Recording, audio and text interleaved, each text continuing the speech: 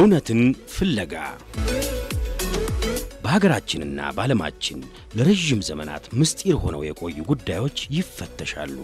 መልስ የሚያሻቸው ጥያቄዎችም ለውይይት ክፍት ይሆናሉ። ያልተደረሰባቸው የእውቀት ዘርፎች ስለ እውነት ተብለው ይመረመራሉ። እውነትን ፍለጋ በኤፍኤም አዲስ 97.1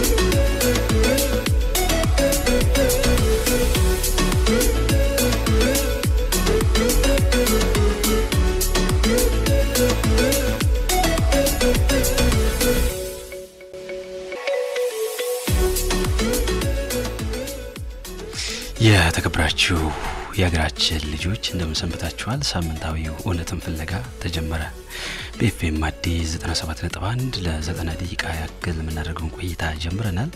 ደሳሌ ስዩም አብሬያችሁ ቆያለሁ። የዛሬ እውነትን ፍለጋችን ያለፉትን 3 ሳምንታት ቆይታችንን ወይም የእውነት ፍለጋ መንገዳችንን የምንቋጭበት ይሆናል። ይሄንን እንበል እንጂ በዚህ ፕሮግራም ላይ ሐሳብ አስተያየት ያላችሁ ስማችን ስለተነሳ ማለት የምንፈልገው አለ ለምትሉ ክፍት መሆኑን መናገር ፈልጋለሁ። በማንኛውም ሰዓት ወደዚህ ፕሮግራም እየመጣችሁ ሐሳቦቻችሁ መስጠት ትችላላችሁ። ለምሳሌ ጋሽ አስፋው ዳምጤ ላለፉት 3 ሳምንታት ስማቸው ከተነሱ ሰዎች አንዱ ናቸውና እኛም በተደጋጋሚ እሳቸውን ለመጋበዝ ሞከረን እንደነበርና ባለፈው ሳምንት በስተመጨረሻም ከ2 ሳምንት በኋላ መምጣት ይችላልው ሚል ቃል እንደሰጡን ተናግረናል። ስለዚህ እሳቸው ዝግጁ በሆኑ ሰዓት በማንኛውም ጊዜ በዚህ ፕሮግራም ላይ ቀርበው የተነሱባቸው ነጥቦች ምላሽ መስጠት ይችላሉ። ነገር ግን በዓሉ ግርማን መጨረሻ አስመልክተን እየፈለግን የነበረውን እውነት ዛሬ እናጠቃልላለን። ስናጠቃልል በምን መንገድ ይጠቃለላል? እስከ ፕሮግራሙ ፍጻሜ ድረስ አብራችሁ እንድትቆዩ እንጋብዛለን። ምላሹን ታገኙታላችሁ። ለመሆኑ በዓሉ ግርማ በስተመጨረሻ የት ሄደ? የት ተወሰደ? ምን እርምጃ ተወሰደበት? የመጨረሻው ጊዜ ምን ይመስል ነበር? ከዛም አስቀድሞ መጨረሻውን ያመላክቱ የነበሩ ጉዳዮች ምንድን ነበሩ? ስለዚህ እውነታ ወደ የትኛው አቅጣጫ ያመራል? በበዓሉ ግርማ ጉዳይ እጃቸው ያሉበት የሚባሉ ግለሰቦች እና ተቋማት እነማን ሊሆኑ ይችላሉ? በዛሬ ፕሮግራማችን ምን እንመለከተው ይሆናል። ለመናገር የምፈልገው ነገር አለ የምትሉት ነገር ካለ ምን ጊዜም የአየር ሰዓታችን ክፍት መሆኑን ለማረጋገጥ እወዳለሁ። ከዚህ በተጨማሪ ስማችን ተነሳ የምትሉ ሐሳቦቻችሁን በማንኛውም ሰዓት ማጋራት ትችላላችሁ። ነገር ግን የበዓሉ ግርማን ጉዳይ በዛሬ ዝግጅታችን እናጠቃልላለን። አሁን እንግዲህ እዚህ ስቱዲዮ ደርሰዋል። መንግስቱ አሰፋ ይባላሉ። አቶ መንግስቱ አሰፋ በዓሉ ግርማ ጋር በተገናኘ አንዳንድ ጥያቄዎች እናነሳላችኋለን። ስለዚህ አብራችሁን ትቆዩ እንጋብዛለን። እንኳን በደህና መጡ። እንኳን በሰላም ቆያችሁኝ። ለመጀመሪያ መቸን ዘንድ አቶ መንግስቱ አሰፋ ማን ናቸውና ከበዓሉ ግርማ ወይም ከቤተሰብ ጋር ያለውን ቅርርብ ምንድነው ከሚለው እንጀምር። ኦኬ፣ እንግዲህ ራሴን በዚህ አጋጣሚና ሁኔታ ለማስተዋወቅ ያህል ስሜ መንግስቱ አሰፋ ይባላል። ሙያዬ በህግ ሙያ ላይ ነው። ከበዓሉ ግርማ ቤተሰብ ጋር የቀረበ ነገር ነበረኝ አለማዝ ከሞተችበት ጊዜ ድረስ። ከዛ ሌላ ደግሞ በቅርብም ሆነ በሩቅ በዓሉን በሚያውቁ ሰዎች አካባቢ የመገኘት እድል ገጥሞኝ ነበር። በጣም ጥሩ። እንግዲህ ያው በፕሮግራማችን ዋናው መሰረታዊ ዓላማ እውነትን ፍለጋ ነው። ስለ በዓሉ የመጨረሻ ሁኔታ እውነትን ለመፈለግ ነው እየሞከርን የነበረው። ላለፉት 3 ሳምንታት ያክል እንደዚሁ ከተለያዩ እንግዶች ጋር ቆይታ እናደርግ ነበር። እርሶ እንግዲህ ለቤተሰብ ቅርብ እንደሆኑና እንደነበሩም ነግረውናል። ምን ይመስል ነበር የበዓሉ ግርማ የመጨረሻ ወቅቶችን በተመለከተ ቤተሰብ የሚያስታውሳቸው ሀቆች ምን ይመስላሉ? መጨረሻ ወቅት የነበረው የበዓሉ ግርማ ከስራ መነሳት ከኃላፊነት መነሳት ጋር ተያይዞ በቤተሰብ ውስጥ የነበረው ስሜት ምን ይመስላል? እንግዲህ ምን መሰለ፣ እኔ ልጅ ነኝ በመሰረቱ። እሱ በ1976 አካባቢ ተሰወረ በሚባልበት ጊዜ ልጅ ነኝ እኔ በመሰረቱ። እና ስለ በዓሉ ከፍ እያልኩ ከሄድኩ በኋላ ነው መጽሐፍቶችን በማንበብ አጎቴ ደግሞ በአጋጣሚ አንድ ህንጻ ላይ ናቸው አፓርታማ ላይ እና ስለሱም የምሰማቸው ነገሮች ስለነበሩና አወራውም ስለነበረ ጭምር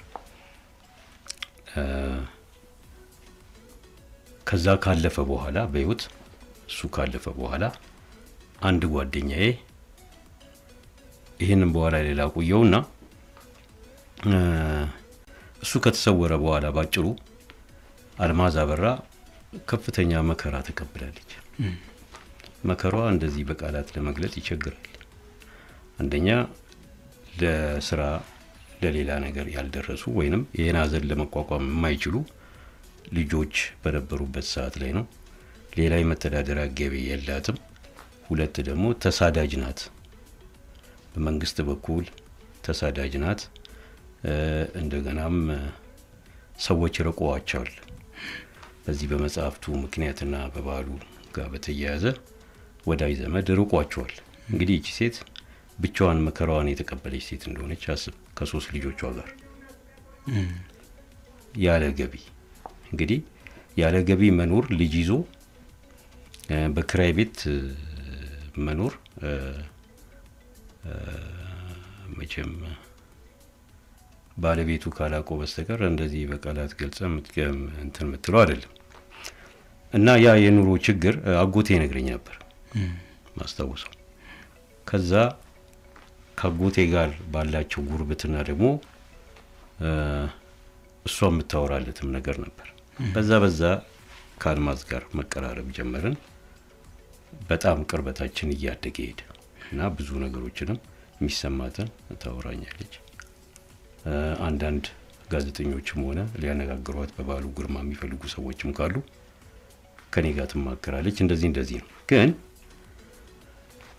በዚህ መጽሐፍ ምክንያት ይሁን እንጂ ባሉ ጥርስ የተነከሰበት ሰው እንደሆነ ይነገራል። በመስሪያ ቤት አካባቢ በግል ስብዕናው ሰው ላይ የማይደርስ በሙያው ደግሞ በቃ እንዲህ ነው ብለ ማታወጣለት ብዙዎቹ የሚቀርቡ ሰዎችም የሚያወሩ ነገር ይሄ ነው።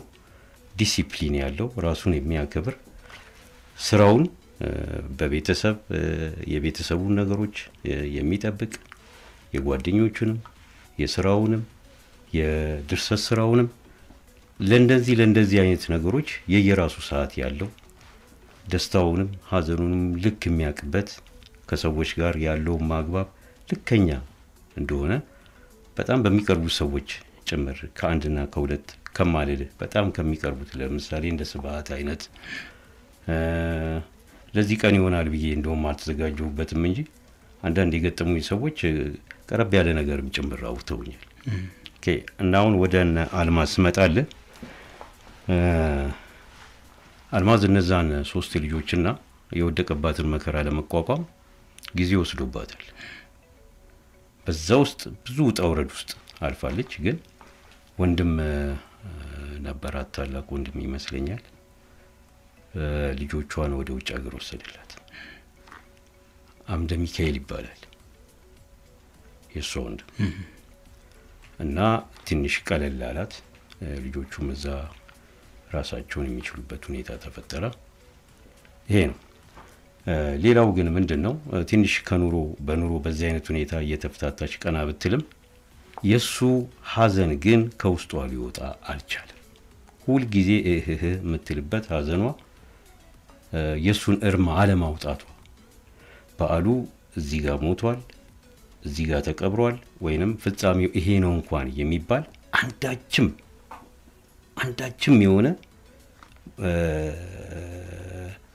ፍንጭ የሚሰጥ ነገር ወይንም ደግሞ ብርቱ ፈላጊው የሱን እውነት ለመፈልፍሎ ለማውጣት ብርቱ ፈላጊው ሰው ከማጣትም ይሁን አላቅም ብቻ እርሟን ሳታወጣ አንገቷን ደፍታበት ሀዘኗ የከፋው ነው መጨረሻ ላይ ያረፈችው። በዚህ ላይ ደግሞ ህመምተኛ ናት። ህመሞቿ ከ2 እና ከ3 በላይ ናቸው አይነታቸው። እንኳን ለነዛ የምትወስዳቸው መድኃኒት ያን ፎቅ ስትወጣ አፓርታማው 2ኛ ነው 3ኛ ፎቅ ላይ ነገር ነው። ይሄ እድሜዋ እየጨመረ ሲመጣ በዛ ህመሟ ላይ አስበው አፓርታማ ላይ ወጥቶ ለክምና ወይንም ለተለያየ ጉዳይ ስትወጣና ስትወርድ ይሄ በጣም ራሱን ችሎ እንኳን አስቸጋሪ ሆነባት ነበር። እና የበዓሉ ፍጻሜ ያለ ማግኘት የኢትዮጵያን ህዝብ ሆነ እሷና ቤተሰቦቿ እንደውም የቅርብ ወዳጆቹን ጭምር ልብ የሰበረ ልብ የነካ ጉዳይ ነው። አሁንም ቢሆን ማናችንም ስንናገር ከሱ ከከረቤታ አንጻር ሳይሆን እንደ አንድ ትልቅ ተግባር ለፈጸመ አንድ ኢትዮጵያዊ የማይገባውንና የማይገባውን አይነት ተግባር ሲፈጸምበት በማየታችን ይሰማናል። ይሄ ነው የመጨረሻው ዕለትና ተጠርቶ በስልክ ተጠርቶ ከቤቱ ወጥቶ የቀረበትን እንደዚሁም ደግሞ በዚህ መጽሐፍ ጦስ ምክንያት ከስራ ታግዶ በመንግስት ከስራ ታግዶ ቤት በቆየበት ሰዓት ላይ የነበሩት ጊዜያቶች ከሷ እንደምሰማቸው ከሆነና ስብሐት የሚባል አቦይስ ማን ነው ስብሐት ገብረ እግዚአብሔር እሱም የነገረኝ የግል ነገሮች አሉ። በአብዛኛው ጊዜ መዲና ግሮሰሪ የምትባላለች እዚህ ወደ ፒያሳ ይሆን ወደ ፒያሳ እንትን ጋር ናት። አዲስ አበባ ሬስቶራንት ወደ አፍንጮ በር አሁን እንኳን ፈርሷል፣ ልማት ተብሎ ፈርሷል። እዛች አዘውትረው ቁጭ ይላሉ ወይ በባሉ ግርማ መኪና ወይ ደግሞ በአስፋው ዳምጤ። በአብዛኛው በባሉ መኪና ነው ስሰማ እንትን እንደምለውና ታገደ፣ ቤት ቆየ። ያው ነገሮች በመንግስት በኩል የከበደ እንዲሆን ያደረጓቸው በቅርብም ሆነ በሩቅ በመጽሐፉ ላይ በገጸ ባህሪነት ተጠቅሰናል ብሎ የተቆጡ ሰዎችና እንዲሁም ደግሞ የሚቀርቡ የሙያ አጋሮቹ እንደዚሁም ደግሞ ወዳጆቹ በጎ ስሜት የሌላቸው ልትለው ትችላለህ፣ ግን የሚያስመስሉ በነዛ አማካኝነት ነገሩ እየከረረበት መጥቶ ያው ደብዛው እንዲጠፋ ተደርጓል። ለ6 ወር ያህል ነው ከስራው ተገሎ ቁጭ ያለው። ከዛ በኋላ በመጨረሻው ዕለት 11 ሰዓት ላይ አስፋው ዳምጤ የሚባል ጓደኛው፣ በነገራችን ላይ የአስፋው ዳምጤ የሚባለው ጓደኛው ወዳጁ እዛ ቤት ማንም ሰው በማይሄድበት ከስራው ከታገደና ቤት በሚውልበት ዘመን እንኳን ጓደኛና ወዳጅ ቀርቶ የቤት ዘመድ እንኳን እሱ ቤት መሄድ ይፈራ ነበር። ሌላው ባሉም ሆነ አልማዝ ወጣ ገባ ሲሉ በደህንነት ክትትል ስር ስለሆኑ ማንም እነሱ ቤት ለመሄድ አይደፍርም። ብቸኛው ሰው ግን በጣም የሚገርም ነገር ነው፣ እሱ ነበር የሚሄደው እና አንዳንድ ጊዜ በድንገት ይመጣል ሳይደውልለት፣ መጽሐፍት ይዞ ነው የሚመጣለት። እሷ እንደነገረች ነው ነገር። ይሄ እንግዲህ ማንም ሰው በማያደርገው ሰዓት ላይ እሱ ይሄን ያደርግ ነበር፣ ይመጣ ነበር። የመጨረሻውን ሰዓት ደውሎ 11 ሰዓት ላይ ለብርቱ ፈልጋለሁ ወዛው የምንገናኝበት ቦታ ላይ ብልሽ ንገሪው አላት። እሷም ስልኩን ተቀብላ ነገረችው። ከዛ ተቻኩሎ ወጣ። መገናኘታቸውን ያው ከሱም ሰምተናል፣ ከአስፋው ዳምጤ ቃለ መጠይቅ በተለያየ ጊዜ ከሚናገረው። ከዛ ወጥቶ ቀረ። ከዛን ምሽት ጀምሮ ነው የሷ መከራ እንግዲህ ከዛን ምሽት ጀምሮ እና የዛኑ ምሽት አካባቢ እሷ እንደተናገረችው ምንም ወዲያ ወዲ የሚባል ነገር አይደለም። ቀጥታ የደወለበት ሰውዬ ቤት ደወለች አስፋው ዳምጤ። እሷም ተናግሯለች። እኔ ምናልባት በጣም በተደጋጋሚ ይሆናል ይሄንን የሚወራው ነገር አሁንም ደግሞ ሚስቱ አነሳች ስልክ። አረ አስፋው ደውሎ ነበር የወጣው 11 ሰዓት ላይ። ከዛ መገናኘታቸው ይመስለኛል እንገናኝ ያለበት ቦታ ነገርው ስለነበር ሄደው፣ ግን ባሉ አልመጣም። አስፋውን ሲያቀርብልኝ ስትላት እሺ አለቻት። ያው ገብቷል ማለት ነው። ትንሽ ቆየችና ግን ተመልሳ መጣ አይ የገባ መሰለኝ እንጂ አልገባም ብላ ትመልሳለች ስትመልስላት እንግዲህ ነገሩ ወደ ሌላ መልክ ተቀየረ ማለት ነው ድንጋጤዋን ብርቱ ከዛ ቢጃማ የሌሊት ልብሷን ለብሳ ነው በባዶ እግሯ በቃ ስትሮጥ የነበረው ወደዛ ወደ መዲና ግሮሰሪ አካባቢ ያመሽበታል ወደ ተባለው አካባቢ የሄደችው በዛ ምሽት ላይ ማለት ነው ከዛን በኋላ በተለያዩ አጋጣሚና ሁኔታዎች ስልክ ብትደውልም ልታገኘው ብትሞክርም ራሱን አጠፋ አቶ አስፋው ማለት ነው ፈጽሞ ሊያገኛት አይፈልግም እንዲነውም በሰውም ሲያስጠይቀው እንዲነውም ብሎ ለማለት አይፈልግም ግን በለቱ ተገናኝቷል ከዛ በፊት አዞትሮ ቤታቸው ይመጣል እሱን ያገኘው ነበር ያን ሁሉ ምንም እንዳልሆነ አድርጎ ነገሩ ተልበሰበሰ ማለት ነው አሁን እንግዲህ ከዛ በኋላ የሆነው እንግዲህ ምንድነው የመንግስት ለውጥ መጣ የመንግስት ለውጥ ሲመጣ ብዙ በመንግስት ጥርስ የተነከሰባቸው የተሰወሩ የተገደሉ ሰዎች መቃብራቸው ማይታወቅ የት እንዳደረሳቸው መንግስት ማይታወቁ ሰዎች እንኳን ማን እንደገደላቸው እንዴት እንደተገደሉ የት እንደተቀበሩ መርቶ የሚያሳይ ሰው እንኳን ተፈጥሮ ሰምተናል አይተናል ነገር ግን ወደ ባሉ ጋር ሲመጣ ምንም ነገር የለም የንጉሱ ሬሳ ጭምር ተቆፍሮ ወጥቷል አስክሬን የኦርቶዶክስ ቤተክርስቲያን ሊቀ ጳጳስ የነበሩት አቡነ ቴዎፍሎስ የመካነ ኢየሱስ ፕሬዝዳንት የነበሩት ጉዲና ቱምሳ እንደዚሁ ተገለው ተቀብረዋል ከተባለው ስፍራ የሚጠቁም ሰው ተገኝቶ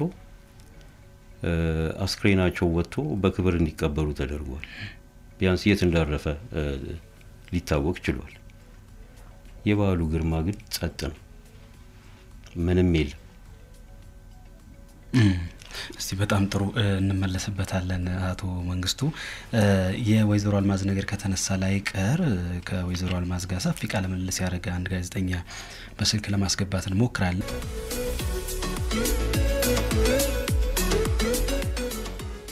በኤፍኤም አዲስ 97.1 በየሳምንቱ ለ90 ደቂቃ ያክል ወደ እናንተ የሚደርሰው እውነትን ፍለጋ ፕሮግራም ዛሬ እንደቀጠለ ነው ላለፉት 3 ሳምንታት ያክል ባሉ ግርማን የተመለከተ ነው እውነት እየፈለግን ሰንብተናል ዛሬ መደምደሚያችንን ቆይታ ያደረግን ነው የምንገኘው እስካሁን ዶክተር ወንድሙ መኮንን ከለንደን ያደረሱንን ድምጽ እንዲሁም ከስቱዲዮ እንግዳችን ከመንግስቱ አሰፋ ጋር ቆይታ ያደረግን ነበር ከሙዚቃው በፊት ጋዜጠኛ ታምራት ኃይሉን ለማግኘት እንሞክር ብለን ነበር ታምራትን ያገኘነው ይመስለኛል ሄሎ ታሜ እንዴት ዋልክ ሰላም ነው እንዴት ናችሁ ታዲያስ ሰላም ነን እግዚአብሔር ይመስገን ሰላም ነው አለን ሰላም ነን አንተን በቀጥታ የስልክ መስመር ለማግኘት የፈለግንበት ዋናው ምክንያት ከወይዘሮ አልማዝ አበራ ጋር በቁም ነገር መጽሔት ላይ ሰፊ ቆይታ አድርጋችሁ ነበርና የተወሰኑ ነገሮች እንድታስታውሰን ነው ባገኛት ጊዜ ምንድን ነበር ገጽታዋ ምን ይመስል ነበር ስለ እውነታው ስታነሳላት ምን አይነት አገላለጿ ምንድን ነበር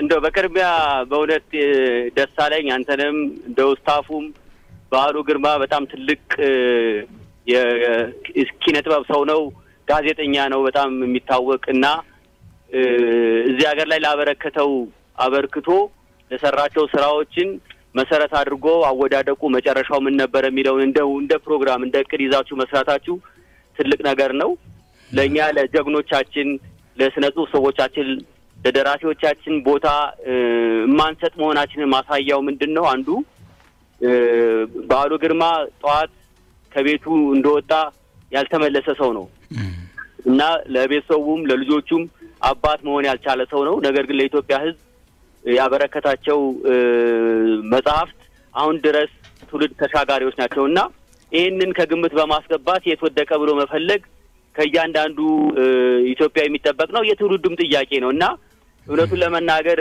እንግዲህ የዛሬ 7 ዓመት ይሆናል ወይዘሮ አልማዝን አሁን እንግዳህ ነው አቶ መንግስቱ አሰፋ የቅርብ ቤተሰብ ነው ጉዳዩን በደንብ ያቃል ያለችበትን ሁኔታ ያቅ ስለነበረ በሷ አማካኝነት ነው ቃለ ምልልስ ያደርግላት በመኖሪያ ቤቷ የሄድኩትና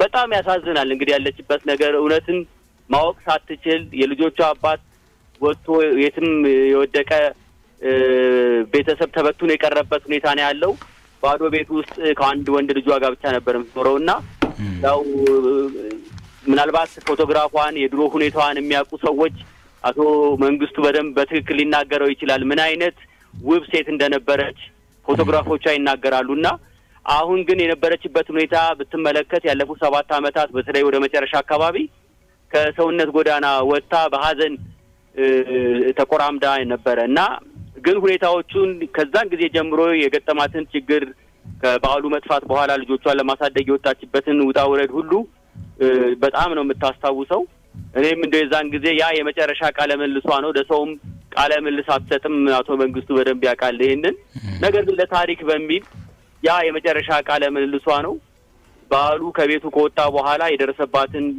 መከራና ችግር እሱን ለማግኘት ያላረገችው ጥረት የለም ግን አልተሳካም ይሄንን ያቃሉ የምትላቸው ሰዎች ሁሉ አናግራለች እንግዲህ በተለያየ መጽሐፍ ተገልጿል እንደምታውቀው ኮሬይ መንግስቱም በመጽሐፋቸው አንስተዋል ገነታ አየለበነኛ መጽሐፍቶች የሚያቃሉ የተባሉ ሰዎች ተጠቅሰዋል የተጨበጠ ነገር ግን የለምና ባሉ ግርማን መታደግ ያልቻለ የወደቀበትን መፈለግ ያልቻለ ትውልድ አይ ቲንክ ሌላ የሰነጹ ሰው ያገኛል ብዬ ለመገመት እቸገራለሁና የነበረው ሁኔታ በጣም አሳዛኝ ነው እሱ የጠፋ ጊዜ እንግዲህ ሞካክራለች የተለያየ ቦታ አዲስ አበባ ይሰፋ ጽፈቤት ጨምሮ ጓደለማ ጉተማ ይባላሉ የዛን ጊዜ አዲስ አበባ ውስጥ የተፈጸሙ ድርጊቶችን በሙሉ በ24 ሰዓት ውስጥ ሪፖርት የሚደርሰው የአዲስ አበባ የደህንነት ጽፈት ቤት ውስጥ ነውና እዛው ሁሉ ሄጄ ጠይቄያለሁ አለች ግን የተገኘው ነገር የለም በመጨረሻ ላይ እንግዲህ ያቺ ቮልክስዋገን መኪናዋ ቃሊቲ መንገድ ላይ ቆማለች ሂጂና ወሰጂ ተባልኩ ነው የምትለው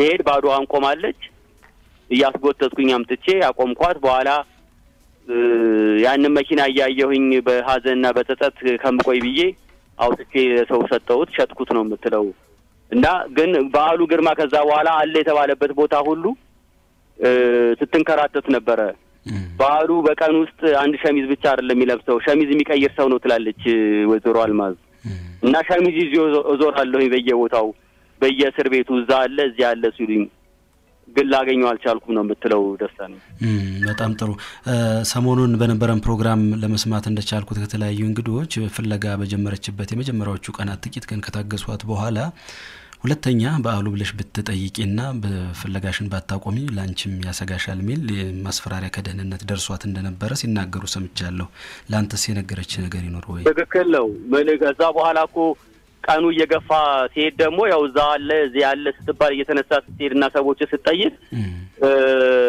ብዙ ክትትል ይደረግባት ነበር እንደውም በመጨረሻ ላይ ምንድነው የምትለው እዚህ አውቶቡስ ተራ አትክልት ተራ አካባቢ የሚገኘው መኖሪያ ቤቷ ልጆቹን ትምህርት ቤት አድርሳ ስትመለስ ሁሉ አብሯት ተከታትሏት አብሯት መሄድና የሚመለስ ደህንነት ሁሉ ተመድቦ ነበር ለቅሶ ቤት ሳይቀር አብረውኝ ይገቡ ነበር አለች እና ምን ላረግ ይችላልሁኝ እንግዲህ ምንድነው የዛን ጊዜ ባሉ በዛ መጽሐፍ የተነሳ ቤቱ መዋል ከጀመረ በኋላ ከሀገር እንዲወጣ ሁሉ የጠየቁት ነበሩ በተለይ ህንድ ኤምባሲ ሁሉ ወደዛ እንዲሄድና ከሀገር እንዲወጣ ሁሉ ጠይቀውት እንደነበር ነግራኛለች ነገር ግን እሱ ልጆቼን ጥዬ ሀገሬን ጥዬ የምሰደድበት አንዳች ምክንያት የለም በሚል ነው ያንን የመራራ ጽዋ የተጎነጨውና ይሄን ነገር በኋላም ስለሚታወቅ በደህንነቶች ምናልባት ልጆቿን ይዛ እሷንም ወደ ተለያዩ ኤምባሲዎች ሄዳ ሌላ ፖለቲካል ችግር እንዳያስከትል በሚል በጣም ክትትል ይደረግባት ነበር እና የግል ህይወት የሁሉ ችግር ውስጥ ወደቀ ነው የምትለው ለቅሶ ቤት እንግዲህ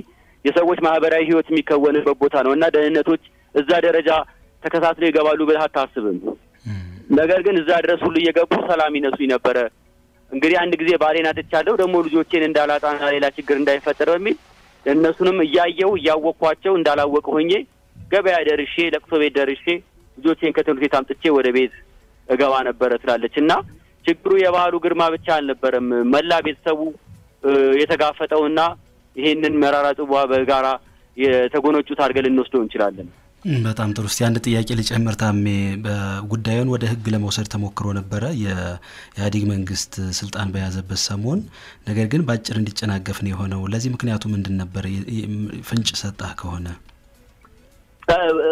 እንግዲህ በወቅቱ አይ ዶንት ኖ ምን እንደነበረ፣ ግን የደርግ መንግስት እንደወደቀ የበዓሉ ግርማ ጉዳይ ልክ ከነ ኮሎኔል መንግስቱ ኃይለማርያም ኬዝ ጋር እንደ አንድ ነገር ሆኖ ፍርድ ቤት ቀርቦ ነበረ ልዩ አቃቢ ህግ በተቋቋመበት ጊዜ እና ወይዘሮ አልማዝም ከመስካሪዎች አንዷ ሆና ለፌደራል ጠቅላይ ፍርድ ቤት ምስክርነቷን ሰጥታለች።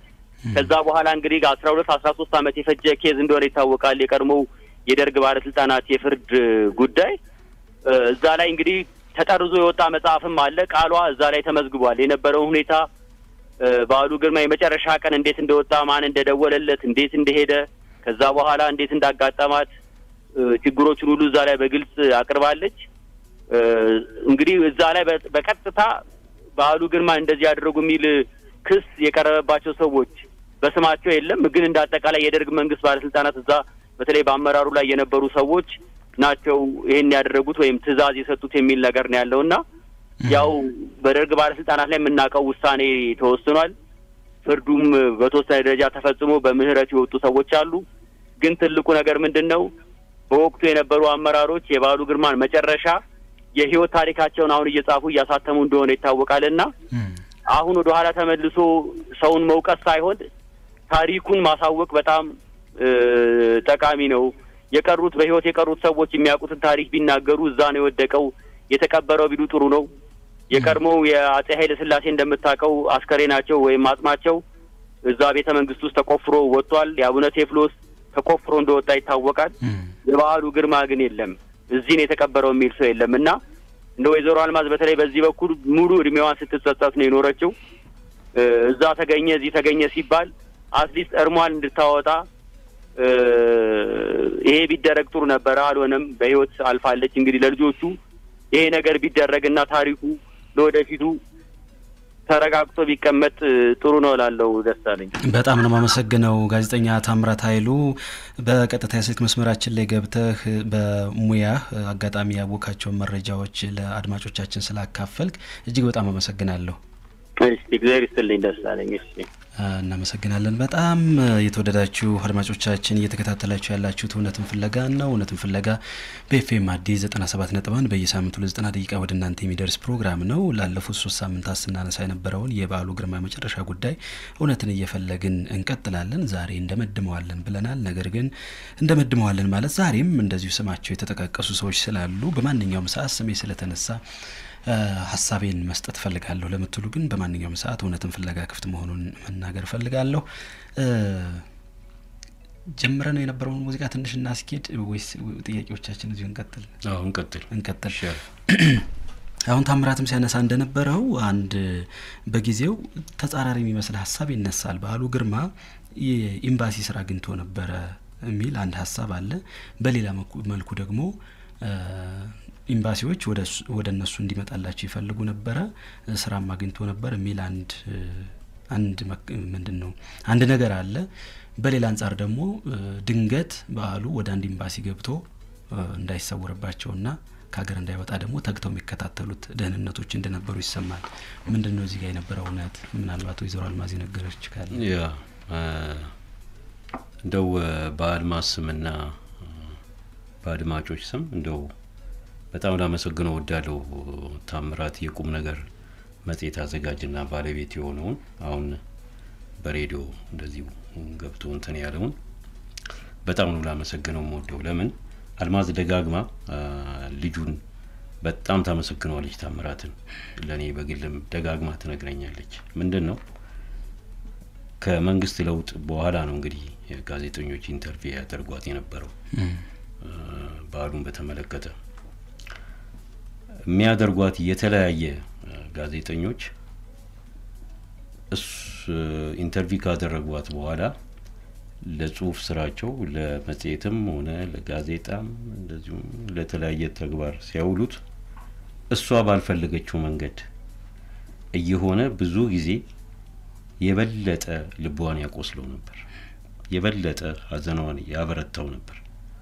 ለነሱ ያን ኢንተርቪው አባብለዋት ከሰጠች በኋላ ጋዜጣ ላይ ወጥቶ መጽሔት ላይ ወጥቶ ወይንም እንደዚህ ተብሏል ስትባል በጣም ታዝን ነበር። ይገርማል። እንግዲህ የነርቭም ህመም ነበረባት። ብዙ ኪኒኖችን ትወስዳለች በየቀኑ። የሕክምና ክትትል ሁሉ የምታደርግ ናት። የባሏ ጉዳይ አንድ ልባት ላይ ያልደረሰ ነው። ኦኬ። እና ይሄ ሁሉ ተደማምሮ ኢንተርቪው በሚያደርጓት ጋዜጠኞች እንኳን በምትፈልገው መንገድ ወይንም በተገቢው መንገድ ባለመቅረቡ ምክንያት የሚሰማት ሀዘን በጣም ብርቱ ነበር እና ከዛ ሁሉ ታምራትን በጣም የምታመሰግነው በጨዋ ደንብ በተገቢው ሁኔታ ኢንተርቪው አድርጓት መጽሔት ላይ ስላወጣ በራሱ የግል መጽሔት ላይ ወጥቶ ስላነበበች ሁሉ ጊዜ ታመሰግነዋለች። ትደውልለታለች። የባለትም ራሱ እናት እንዴት ሆነች ትለዋለች። እናትየውም ታመውበታል። በዚህ አጋጣሚ እግዚአብሔር ይማርለት እናቱን እና በግልም ትደውልለታለች እና በጨዋ ደንብ እንኳን አነጋግሯት ስሜቷን በማይጎዳ መንገድ እንኳን ለማቅረብ የማይፈልጉ ሰዎች ነበሩ። ይሄንን እዚህ ጋር እንትን ልበለውና ወደ ጥያቄ ስገባ እንግዲህ ያንን ሁኔታ እሷ ከምትለው ውጪ እኔ በርግጥ የራሴ የተለየ እንትን የለኝም። ግን ምንድነው በአንድ አጋጣሚ አንድ የደህንነት ሰው የባሉን ከሚከታተሉት ሰዎች እኔ ለሷን አልነገርኳትም። ግን የማግኘት አጋጣሚ ገጥሞኝ ነበር። እኔ ክትትል ባሉ ግርማ እንዲሰልሉ ከተመደቡት እና በአንድ ሴት አማካኝነት ነው ትውውቅ ያደረግነው። ከተውውቃችን በኋላ ግን ጥሩ አቅርቦት ነበር እና ያወራኛል። ኦኬ ቤተሰብ መሆኔ ስለተነገረው ነው ደግሞ ትውውቅ የተደረገው እንጂ እንዲሁ ዝም ብሎ አልነበረም ትውውቃችን። እስቲ ባክን እሱ እንደዚህ ለኝ ስለነበር እስቲ ባክን ንገረው ብላው ከኔ ጋር አስተዋወቀችው። ይበልጣል ይባላል። ያባቱ ስም ጠፍቶብኛል። አሁን ለዚህ ቀን የሆነን ነበር። እውነት ነው የምነግርህ። ከጊዜ በተለያዩ ጊዜ ስለ ጉዳዩ አንስተን በተጫዋወትንበት አጋጣሚ ሁሉ ጊዜ ይበላኝ የነበረውን ነገሮች ጠይቀው ስለነበር እሱም ስሜቱም ይነካ ስለነበር በስተመጨረሻ ላይ እንደው ሊያወጣው የሚፈልግ ነበር። የሚያቃቸውን ወይንም ውስጥ ያስቀራቸውን ነገሮች ለማውጣት የዛን ያህል ለመሄድ ይፈልግ ነበር። ግን ሚስትና ልጆቹን ይዞ ወደ ስዊዘርላንድ ሄደ። ኦኬ ምናልባት ይሄ የሬዲዮ ቃለ መጠይቅን የሚሰማበት አጋጣሚ ተፈጥሮ እንደው ይበልጣል ይሄን የሚሰማ ከሆነ እዛም ሆኖ የባሉን ጉዳይ ባሉን በተመለከተ በሚያቃቸው ውስን ነገሮች በግንባር ተገኝቶ እንትን ያላቸውን ውስን ነገሮች አሁን ከገለጽኩት መነሻነት እንደው ትንሽ ፍንጭ የሚሰጥ ነገር ቢናገር ደስ ይለኝ ነበር። አሁን እኔ እሱ የነገረኝ ነገሮች አሉ። አሁን እሱ የለም በቅር ኦኬ ሰዎችን መወንጀል ይሆናል እንጂ እከሌ ያለ ይነገረኛል። ኦኬ አንደኛው እንደዚሁ በአብዛኛው ጊዜ ባሉን መሰወር የመጨረሻውን ቀን ከመጨረሻው ቀን ጀምሮ እንደዚህ ያለ የሚባለውን ሰው ያተኩራል። ኦኬ እንደውም እንዲያረጋግጥልኝ ስለፈለኩ ሰውዬው ይመጣበታል መጽሐፍት ለመግዛት እዚህ ብሔራዊ ቲያትር ጀርባ አሸናፊ መጽሐፍ መደብራል። እዛ መደብር ውስጥ በሽያጭ ሰራተኝነት ሰላም የምትባል ልጅ ነበረች። ምናልባት ይሄንን ሬዲዮ ሰማ ትልጥል ትችላለችና እዛ ሲመጣ ጠብቀሽ ንገሪኝ ብያት መጽሐፍ እንደዚህ እንትን ሲል ደውላልኝ ሊገዛ ሲመጣ ወደሷ አይደለም መጀመሪያ ምን ሆነ እንደዚህ አይነት መጽሐፍ ስለምፈልግ ይሄን ስታገኝ ንገሪኝ መጥቼው ወስዳለሁ ብሏታል። ስለዚህ ሲመጣ ነገርኛ አልኳት። ኦኬ እኔ አውቀዋለሁ ግን ሰውየው አይቶ እንዲለይልኝ ያ የደህንነቱ ሰውዬ በትክክል እንዲለይ ነው። አዎ በበዓሉ ግርማ ላይ ሸር ከሚሰሩ ሰዎች መካከል ይሄ ሰው አለበት የሚለው ማረጋገጫ እንዲሰጥ የመጨረሻውን ማረጋገጫ እንዲሰጠኝ ነው ለኔ። እና ሰላም ከሆኑ ጊዜያት በኋላ ያን መጽሐፍ አግኝቼ ነግሬያቸዋለሁ እና ይመጣሉ በዚህ ቀን አለች። እኔ አስቀድሜ ነገርኩት። አሁን ፈርሷል ቦታው ይመስለኛል ኮሜስ ትምህርት ቤት አለፍ ስትል አቶሚክ ላውንደሪ የሚባል ነበር። ተሳሳትኩ ይመስለኛል አቶሚክ የሚባል ላውንደሪ ነበር። ለከነ ሳይኖር አይቀርም። እዛ ላውንደሪ ጋር መኪናውን አቆመንና በሱ መኪና ውስጥ ነበር በይበልጣና የደህንነት ክንፍ ዞን ምናም ቀጠና የሆነ ተዋርዳለሁ እና የዛ አንድ ክፍል ውስጥ የክትትልና መልእክት የሚቀበል ነው። ውስን ነው። ኦኬ እና ደግሞ ጥብቅም ስለሆነ ለቤተ ዘመድም ለሚቀርበን ጓደኛም እንደዚህ ማውራት አትችልም።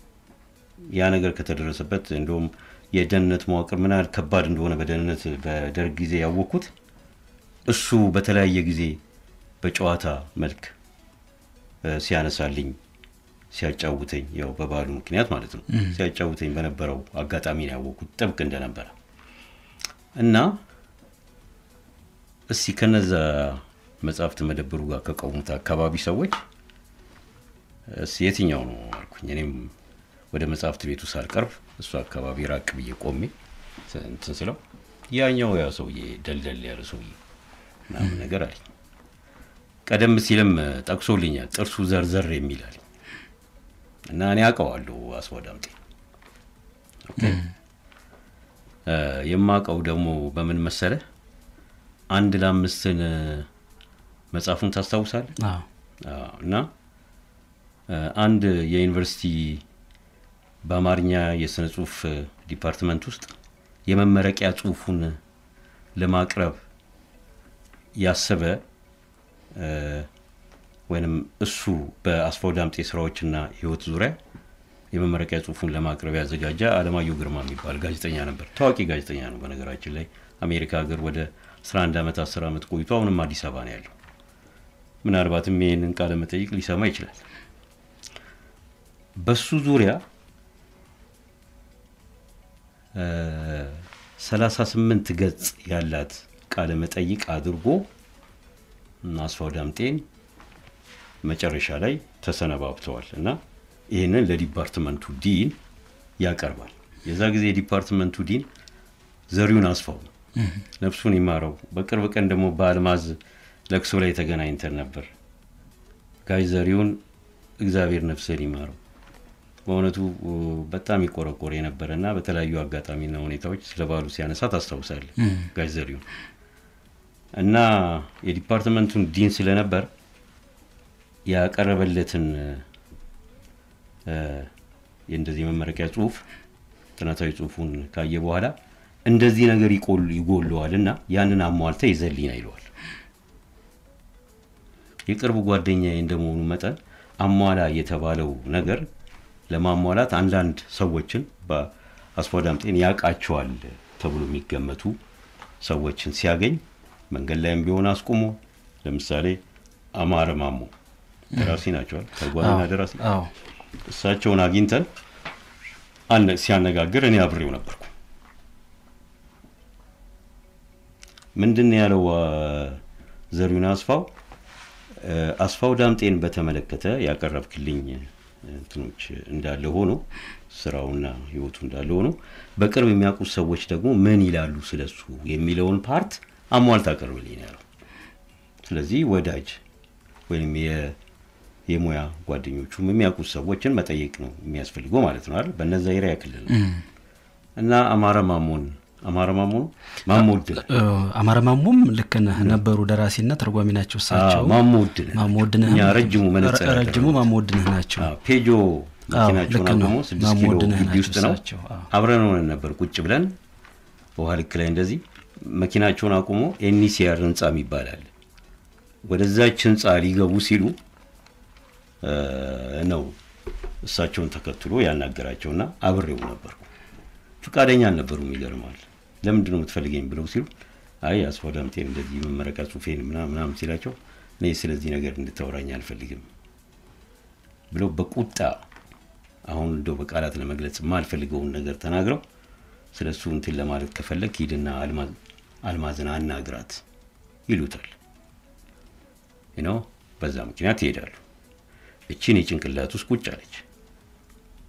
ሌላ ጊዜ ደግሞ ሎሬት ጸጋዬ ገብረመድህን ቢሮ ታስታውስ እንደሆነ ወይንም ሰምተ እንደሆነ የሚኒስትሩ አማካሪ ሆኖ ወመዘክር ነበር ቢሮአቸው። ባህል ሚኒስትር ይባላል። ባህል ሚኒስትር ታንኪዩ። እና እዛ ስለነበር ቢሮአቸው አንድ ቀን ሄድን። እዛ ቢሮ ገብተን አነጋገረው አለማየሁ ለምን እንደሚፈልገውም እና ስለሱም እንደዚህ ሲል በተመሳሳይ ሁኔታ ልክ እንደማሞ ወድነ በቁጣ ነው የተናገረው። ሎሬት ጸጋዬ አስታውሰዋለሁ። በድጋሚም ሌላ ጊዜ እኔም አናግሬዋለሁ ሎሬቱን። ኦኬ ዶሜዛ ጊዜ በረጋ መንፈስ ነው። እና ምን ልነግር ፈልጌ መሰለ ስለ ሰውየው ያላቸው ሲጠየቁ በዓሉን ነበር የሚያነሱት። ኦኬ ምንም ወደ በዓሉ የሚጠቅስ ነገር ሳያነሳ ጓደኛዬ ስለ አስፋው ምን የሚሰማ ነገር አለ ምናምን እንደዚህ ምን ተጠሩ ምን ሲሉ የበዓሉን ግርማ ነው የሚያነሱት ሁለቱም በተመሳሳይ ሁኔታ። ኦኬ እና አቀዋለው ልልፈልጌ ነው ጋሽ ማን ነው አስፋዳምጤ። ስለዚህ ነገርኩት ማንን ይመስላል አልኩት። እዛ ብሔራዊ ቲያትር ጀርባ መጽሐፍት መደብር ያ ሰውዬ ነው አለ። ገረመኝ። ደነገጥኩ። በወሬ ደረጃ መሰማቸው ነገሮች ስለነበሩ ግን በተረጋገጠ ሁኔታ ደግሞ ይሄ ነው ብሎ እንትን ሲለኝ በቃ በጣም ተሰማኝና እንትን አልኩ። ግን ይሄ ልተወራ አትችልም። ለምን ተጨማሪ ማስረጃዎች ምናምን ነገር የሚፈልጉ ነገሮች ነው። ካልሆነ ዝም ብሎ ስም ማጥፋት አሉባልታም ይሆንባል። ግን በውስጤ በጣም ተሰማኝና ያው እሱ የለም ይሄን ሲሰማ ምናልባት አንድ አይነት ነገር እንትን ሊል ይችላል። anyway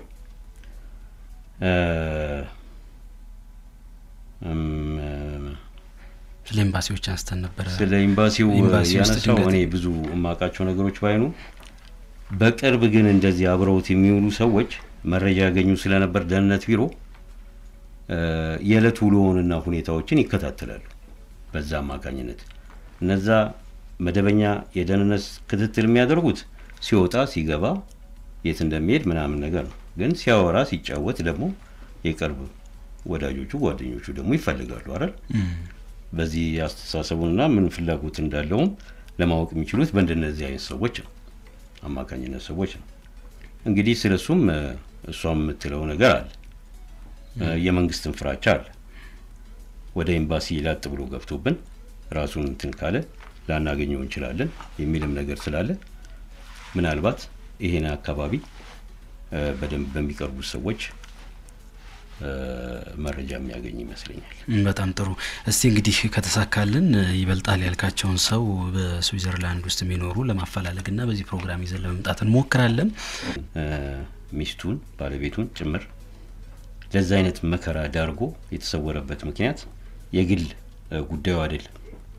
ለዚህች ሀገር ለመጨረሻ ጣፋንታ ይበጃታል የሚለውን መፍትሄ ህዝብ እንዲያቀው አገር እንዲሰማው በሚያደርግ ማንም ደፍሮ ሊጽፈው የማይችል ውድ ህይወቱን የከፈለበት ታላቅ ተግባር ነው። በእውነቱ ዛሬ በዓሉ መሰወሩ ብቻ አይደለም፣ ጽሁፉ ታሪካዊና እንደ ሐውልት ሁሉ ጊዜ ስለ በዓሉ የሚናገር ነው። የበዓሉ ስራዎች ሁሉ ጊዜ ስለ ህይወትና ድፍረት፣ ስለ ሀገር ፍቅር፣ ስለ ብሔራዊ ፍቅር፣ ስለ ሰዎች ስብዕና ስለ ማንነት የሚሰብኩ ናቸው። በዓሉ ለትልቅ ተግባር ነው። ከሞቀው ህይወት ከከፍት ማንም ሰው ከሚመኘው የመንግስት ስልጣንና ሹመት ያን ሁሉ እንትን ብሎ ያን ዋጋ የከፈለው ነገር ግን የሚቀርቡ ሰዎች ራሳቸውን ለመከላከልም ይሁን በአድመኝነት በመሰባሰብ ባልተገባ ሁኔታ ከሴት ቤት ሲወጣ ተያዘ እንደዚህ የሚል አይነት ወሬዎችን በማናፈስ ባሉ ለዛ ተግባር በዛ ተግባር እንዲጠቀስ ለማድረግ የሚፈልጉ ሰዎች አሉ። ወጣቶች ይሄን ማዳመጥ የለባቸው በእውነቱ። ኦኬ ህሊና ያለው ሰው እውነትን የሚፈልግ ሰው እንደ በዓሉ በምሳሌነት እንደና ቤጎበኛ እንደነ በዓሉ አይነት ጠንካራ ስብዕና ያላቸውን ሰዎች እንደ ሞዴል አድርጎ ማሰብ አለበት። አሁን እንዳለ ጌታ በበዓሉ ግርማ ህይወትና ስራዎች በሚል መጽሐፍ ላይ አጠር አድርጌ ነው የምነግርህ። ልጆቹ ደስተኛ ነበሩ፣ ተሰምቷቸዋል። ከአሜሪካ ሆነው ደውለውልኝ ግዴለም ነገሩ በህግ አንፃር እንዴት ልናየው እንችላለን ምንድነው የምትመክረን ሲሉ ተውት፣ ወጣት ነው የተቻለውን ማንም በዝምታ ቁጭ ባለበት ሰዓት ላይ በዝምታ እሱ ትንሽ ነገር ሞክሯል። አንዳንድ ሰዎች ባልተፈለገው ሁኔታ ይሄን እንዲል ገፋፍተውትም ሊሆን ስለሚችል የጠቃቀሳቸው ነገሮች እናንተን ያሳዘነ ቢሆንም ተውት፣ ይሄ እንደ አንድ እርምጃ አድርገን ብንወስደው ይሻላል ብዬ ተከላክያቸዋለሁ። እሷን በጣም አዝናበታለች። እዛ ላይም የጠቀሳቸውና ሲናገርም እንደዚሁ ባህዱ ሬዲዮ ሰምቻለሁ። የሚወነጀሉ ሰዎችን ነፃ ለማውጣት ነው ያላግባብ የሚወነጀሉ ሰዎችን ነው ያለው። ተገቢ አይደለም። ይሄ ባህዱ ለትልቅ ዓላማ ራሱን ቤዛ ያደረገ አሁንም ቢሆን ህዝብና ሀገር የሚጮህለት ሰው መሆኑን ይሄን ላሳስብ ወዳለሁ። በጣም ሌላው ደግሞ ምንድነው አንተም ጉዳዩን እንደዚህ ባላፊነት ስሜት በፕሮግራም መልክ ልሰራው በማሰብና ይሄም የትወስዶ እንደሚያደርስ አይታወቅም። አንድ ፍንጭ ላይ ያደርስ ይችላል። ለዚህ በጣም አመሰግናለሁ። እጅግ በጣም ነው ማመሰግነው። ክቡራን አድማጮቻችን ሰዓታችን በጣም ስለሄደብን የአቶ ስሜነ ታምራትን ከአሜሪካ የሰጡን ቃለ ምልልስ መርተን እንውጣ። እናመሰግናለን።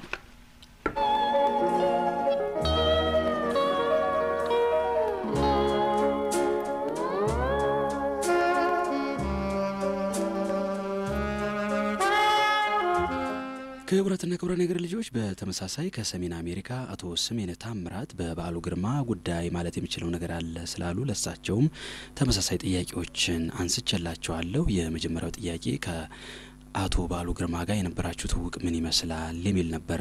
በዓሉ ግርማ በኢትዮጵያ የአብዮት ዘመናት በጣም በሁለት መንገድ ይታወቃሉ። አንደኛ በስነ ጽሁፍ ችሎታቸው ከዚህ ቀደም በጻፏቸው አድማስ ባሻገር የህሊና ደወል የመሳሰሉና በኋላም ዘግይተው ደግሞ የጻፏቸው መጽሐፍት እንዲሁም በመጨረሻ ደግሞ ለአንዳንድ ነገራቸው ምክንያትና መነሻ የሆነ ኦሮማይን በመጻፍ የሚታወቁ በስነ ጽሁፍ ደረጃ በዚህ ደረጃ ትልቅ ቦታ ያላቸው ሲሆን ሌላው እንግዲህ ያው የመንግስት ባለስልጣን ሆነው ይሰሩ የነበሩ ናቸው። በማስታወቂያ ሚኒስቴር ቋሚ ተጠሪ ወይም እንደ ምክትል እንደማለት ነው ሆነው የሰሩ በመሆናቸው እኔ በዚህ ደረጃ አቃቸዋለሁ። እሳቸው እንኳን እኔን አያውቁኝምናም የግል ትውውቅ የለንም። በአጠቃላይ ግን ስራ የነበረው በአንድ ስርዓት በአንድ የኢሴፓ አመራር ስር ስለነበረ በዚህ ደረጃ ነው የማቃቸው። በስነ ጽሁፍ ስራቸውና በመንግስት ኃላፊነታቸው ይሰሩ እንደነበር በመላው ኢትዮጵያ የሚታወቁ ናቸው ማለት እችላለሁ። በዛ ደረጃ ነው ወቃችን የነበረው።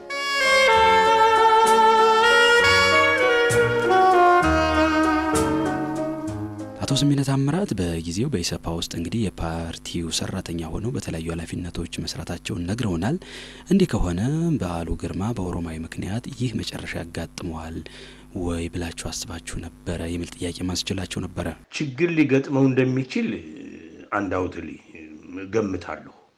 ምክንያቱም እንደዚህ ባለስልጣኖቹን በዛን ወቅት ተዳፍሮ ዶክሜንት በሆነ መጽሐፍ እውነተኛ በሆነ ታሪክ ነገር ግን ልብ ወለድ በሚመስል መልኩ ግን እውነተኛ ታሪክ አስመራ ላይ የተደረጉትን ሁኔታዎች በቀይ ኮከብ ዘመቻ ወቅት ለመግለጽ መቻል ስርዓቱ አይፈቅድም። ቢፈቅድ እንኳን በሌላ መልኩ ነው ሊፈቅድ። ብዙ ነገሮች ተጽፈዋል በቀይ ኮከብ ዘመቻ ወቅት ብዙዎቹ ጽፈዋል። ነገር ግን እንደዚህ ያለ ወጣ ያለ ትክክለኛ ገጸ ባህሪን በሚገልጽ መልኩ አልነበረምና የበዓሉ መጨረሻ እንዲህ ባይሆንም እንዲህ ሊሆን ይችላል የሚገምት ማንም ሰው ባይኖርም ይሄ መጽሐፍ ግን ጣጣ እንደሚያመጣበት አንዳውትሊ ማየት ሩቅ ማሰብ አይፈልግም ነበር። በቀላሉ መገመት ትችላለህ። ቢኮዝ ምን ያህል ታይት የሆነ የእዝ ግንኙነት በፓርቲ ውስጥ እንደነበረ ስለማውቅ ነው።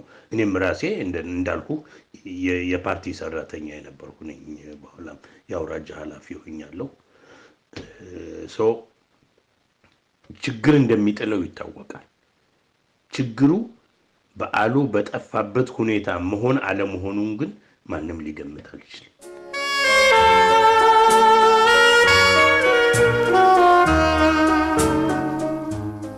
ለመሆኑ በዓሉ ግርማ መጨረሻው ይህ ሲሆን የማን እጅ አለበት ተብሎ መገመት ይቻላል?